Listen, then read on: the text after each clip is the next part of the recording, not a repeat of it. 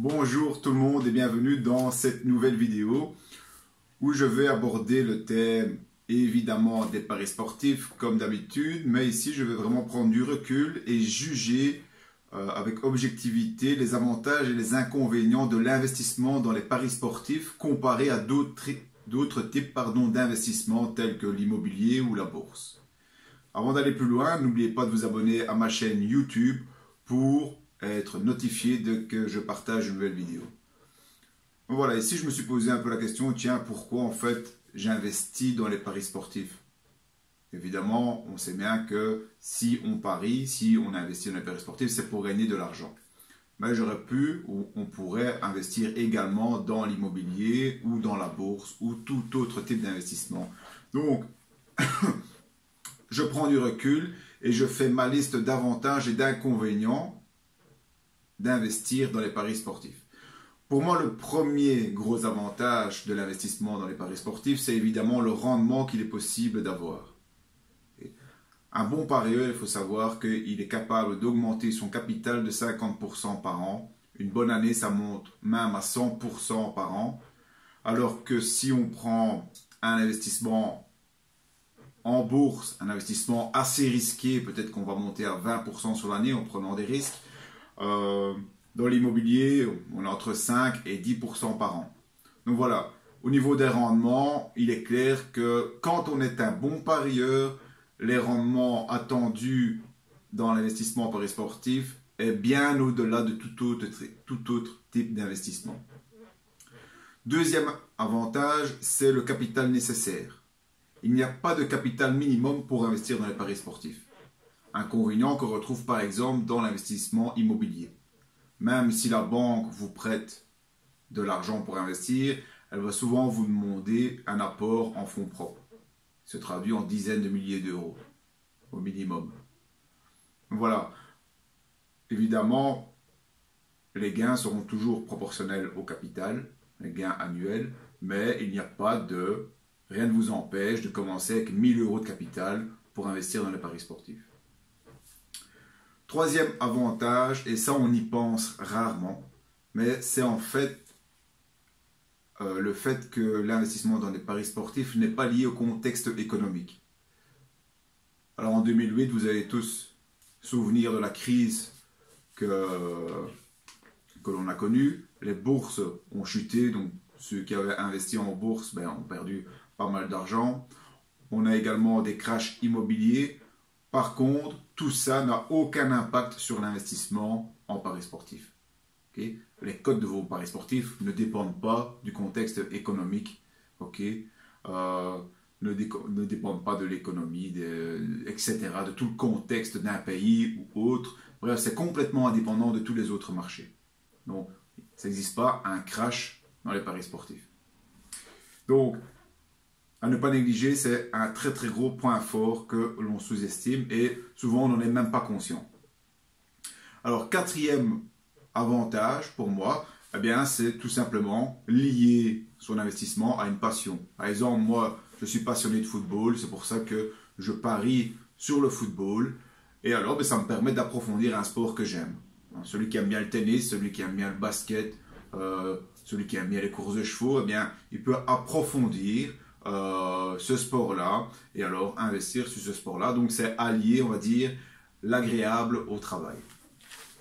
Donc voilà, 4 gros avantages pour moi concernant l'investissement en paris sportifs. Alors il n'y a pas que des avantages, il y a aussi des inconvénients. Premier inconvénient, c'est simple, c'est que c'est difficile. Donc il y a peu de gens qui gagnent à long terme dans les paris sportifs. On estime que moins de 5%, j'entends souvent le chiffre de 3%. 3% des parieurs gagnent à long terme sur les paris sportifs. Donc on sait que c'est quelque chose de difficile et c'est pour ça qu'on est récompensé avec un rendement énorme quand on y parvient. Alors, il ne faut pas s'arrêter à ça, il y a quand même une solution à cette difficulté.